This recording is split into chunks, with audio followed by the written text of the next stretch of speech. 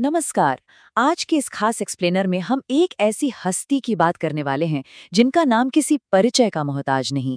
हम बात कर रहे हैं भारत की अमर स्वर कोकिला लता मंगेशकर जी की। एक ऐसी शख्सियत जिनकी कला ने हर तरह की सीमाओं को पार किया और कई पीढ़ियों को एक साथ जोड़ा।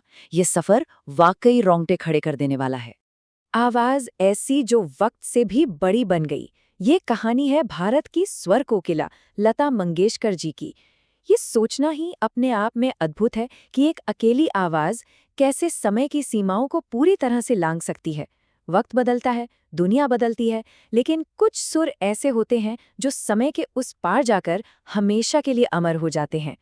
तो चलिए शुरू करते हैं खंड 1 स्वर कोकिला का परिचय। इस अविश्वसनीय सफर पर अगर एक नजर डालें तो शुरुआत होती है 1929 में उनके जन्म से। फिर सिर्फ 13 साल की उम्र में आई वो अचानक जिम्मेदारी।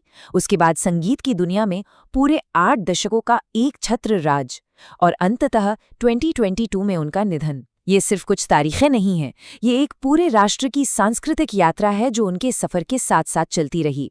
आगे बढ़ते हैं खंड 2 की तरफ। बचपन और अचानक आई जिम्मेदारी। बचपन से ही घर में संगीत का एक बेहद गहरा और समृद्ध माहौल था। उनके पिता पंडित दीनानाथ मंगेशकर जी खुद एक बहुत बड़े शास्त्रीय गायक थे। जाहिर है पिता के इसी साये ने उनके भीतर शास्त्रीय संगीत की वो मजबूत नींव रखी जो आगे चलकर उनकी उस बेमिसाल कला का आधार बनी। सुरों की वो बारीक समझ उन्हें उसी माहौल से मिली थी। अब यहाँ जो सबसे हैरान करने वाली बात है वो है महज 13 साल की उम्र। एक तरफ इतनी कम उम्र, खेलने कूदने के दिन, और दूसरी तरफ पिता के अचानक निधन के बाद पूरे परिवार की जिम्मेदारी का इतना बड़ा पहाड़। उसी कच्ची उम्र में उन्होंने परिवार को संभाला और संगीत की इस बेहद कठिन दुनिया में संघर्ष शुरू किया। सच में ये उनके अदम्य साहस का सबसे बड़ा प्रमाण है। अब आते हैं खंड 3 पर, सफलता और सदाबहार गीत। नाइटिंगेल ऑफ इंडिया या स्वर कोकिला, ये सिर्फ एक नाम तो बिल्कुल नहीं है, बल्कि एक ऐसा खिताब है जो इस देश ने अपने असीम प्यार के रूप में उन्हें दिया।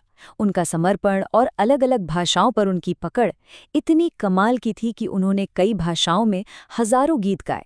सच कहा जाए तो उनकी आवाज़ ने पूरे देश की आत्मा को छू लिया था और ये अमर उपाधि हासिल की। और ये बात इन गानों से कितनी शानदार तरीके से साबित होती है। लग जा गले, ऐ मेरे वतन के लोगों, और अजीब दास्तां है ये। उफ, ये सिर्फ गीत नहीं है। जब भी ये धुनें बजती हैं तो मानो वक्त थम सा जाता है। ये सिर्फ कुछ गाने नहीं, बल्कि पूरे देश की अनमोल यादों का एक जीता जागता साउंड ट्रैक बन चुके हैं। उन्होंने जो भी गाया सीधे हर सुनने वाले के दिल में उतार दिया। अब बढ़ते हैं हमारे आखिरी हिस्से की तरफ, खंड 4 सम्मान और अमर विरासत। यहाँ सबसे अहम बात है ये आंकड़ा, 8 दशक। उनका संगीत करियर लगभग 80 सालों तक चला। हमने जो 13 साल की उम्र वाले शुरुआती संघर्ष की बात की थी, उस भारी बोझ की तुलना में ये 8 दशकों का राज एक बहुत ही जबरदस्त और प्रेरणा देने वाला कॉन्ट्रास्ट पैदा करता है। 80 सालों तक किसी एक कला के शिखर पर बने रहना, ये तो वाकई मानवीय क्षमता का एक अद्भुत उदाहरण है। यूं तो दुनिया भर के अनगिनत सम्मान उनके नाम रहे, लेकिन भारत रत्न, जो कि भारत का सर्वोच्च नागरिक सम्मान है, वो उनके इस बेजोड़ योगदान के प्रति एक कृतज्ञ राष्ट्र की सबसे बड़ी श्रद्धांजलि है। ये इस बात का सर्वोच्च प्रतीक है कि उनकी कला ने, उनके सुरों ने इस देश को असल में कितना कुछ दिया है। और फिर वो तारीख आई, 6 फरवरी 2022, जब उनका निधन हुआ।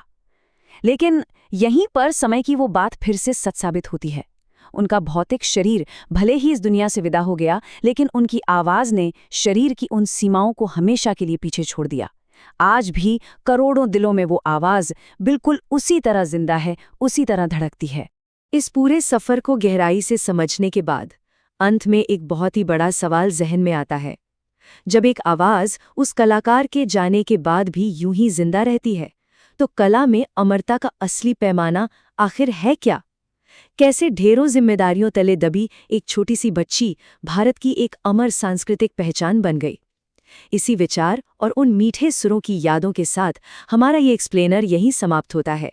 इस शानदार जीवन यात्रा को समझने और इस सफ़र का हिस्सा बनने के लिए बहुत बहुत धन्यवाद।